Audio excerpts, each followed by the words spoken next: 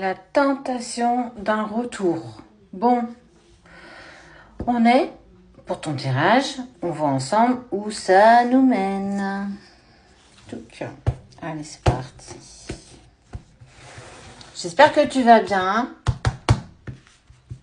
Nous, ça va. Il fait beau et c'est top. Ok.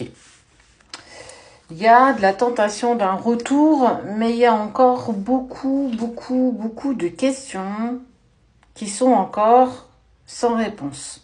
On voit que tu t'apprêtes et tu mets des choses en place. Ça veut dire que tu t'armes quand même pour ce que la vie se prépare à toi. Ok. Il y a un pardon qui arrive d'une personne qui t'a fait du mal. En fait, du coup, la tentation du retour, c'est peut-être pas toi dans les faits.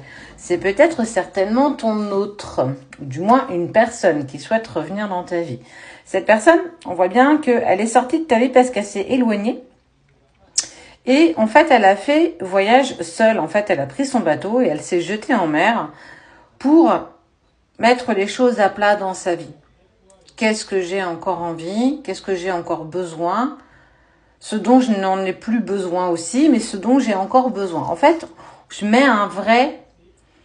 fais du tri. Je fais du tri tout autour de moi. Je fais du tri dans ma vie, dans mes amis, dans des situations qui sont plus en accord avec moi. Et cette personne, aujourd'hui, a envie d'avancer vers toi avec... On enlève le voile d'illusion. J'ai envie de revenir et de te proposer de la sincérité. Chose, clairement, que jusqu'ici, elle n'avait jamais fait. C'est pour ça qu'il y a de la culpabilité ici. Parce qu'on voit que c'est pour cette personne un chemin qui est clairement initiatique. Mais douloureux dans le sens où j'ai pas fait les bons choix. Je me suis un petit peu vautrée. J'ai pas été dans la bonne direction. Je m'en suis aperçue une fois que je me suis isolée, une fois que je me suis écartée un petit peu de tout ça. Et aujourd'hui, j'ai besoin de revenir vers toi pour te demander pardon. Regarde comme elle est belle, cette carte. Il y a une personne qui ferme les yeux, qui est à l'écoute. Drapeau blanc, de l'eau sur le feu. On arrête d'envenimer ce feu. On arrête de se prendre la tête. Je suis plus en accord avec ça et j'en ai plus envie, j'en ai plus besoin. Et on sent que ça y est, c'est le moment en fait. On doit pouvoir arriver à dépasser ça. Mais aussi pourquoi? Parce qu'en fait, malgré le temps qui passe, cette personne est toujours accrochée à toi. Elle pense toujours à toi et elle n'arrive pas à t'oublier. Pour le coup, je ne sais pas où tu te situes toi. T'es quelqu'un de très lumineuse ou de très lumineux. Moi, ce que je vois de cette personne, c'est qu'elle est un petit peu émotionnellement en dents de scie. Il y a des moments où tout va bien, des moments où ça va pas. Il y a un passé douloureux, il y a des anciennes relations qui sont pas réellement actées. Et en fait, ça l'a mis énormément en travail.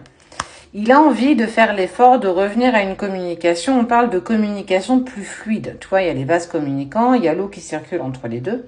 Mais il y a aussi j'entoure, j'arrondis mes angles. Non mais excuse-moi, il y a un problème de communication, on est bien d'accord. On voit que du coup, il y a cette envie d'avancer vers toi avec plus de sagesse. Ces interrogations, c'est les tiennes. On sent que toi, tu avais envie d'engagement, envie d'avancer et envie de sérieux. Chose qui n'a pas pu se faire avec cette personne parce qu'elle n'était pas du tout prête. Et c'est pour ça qu'elle a pris la poudre d'escampette et qu'elle bloquait totalement la communication avec toi. À chaque fois que tu mettais ça sur le tapis, elle changeait soit de conversation, soit de discussion, ou alors elle trouvait un prétexte pour ne pas en discuter avec toi. Parce que c'était pas en accord avec elle à ce moment-là. On voit bien que le temps a passé et que les choses se sont quand même mises en place. Elle prend conscience de ta lumière, de qui tu es, de ce que tu représentes. Mais est-ce que toi, aujourd'hui, tu as encore envie d'avancer avec cette personne? Est-ce que, malheureusement, il serait pas déjà trop tard? J'ai cette sensation quand même. Il y a une reprise de communication. On sent que, tu vois, la personne, elle a été en profondeur. Elle était quand même rigide dans ses faits, dans ce que vous faisiez, dans vos propositions mutuelles. Mais il y a une reprise de communication. Tu vois, il y a des messages qui vont être échangés.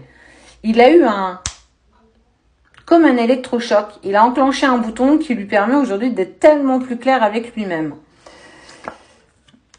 Et toi, on voit bien, lui, il va prendre une décision, clairement.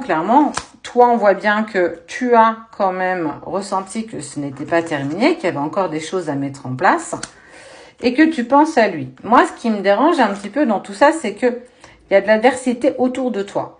Soit il y a des amis, des connaissances de la famille qui sont en train de te dire « N'y va pas, ce n'est pas bon pour toi, cette relation, elle t'a fait souffrir par le passé et aujourd'hui tu dois dépasser ça. » En tout cas, on sent que tu n'es pas forcément bien épaulé.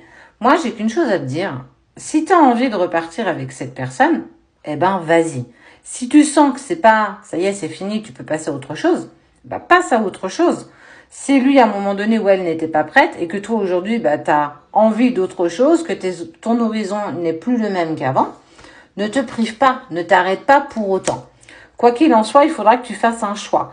Parce que lui ou elle va prendre conscience que tu es quelqu'un d'important pour lui. Mais toi, le temps a passé quand même. Et on voit bien qu'on t'aide pas non plus à retourner dans cette direction. Maintenant, c'est quel choix tu vas faire.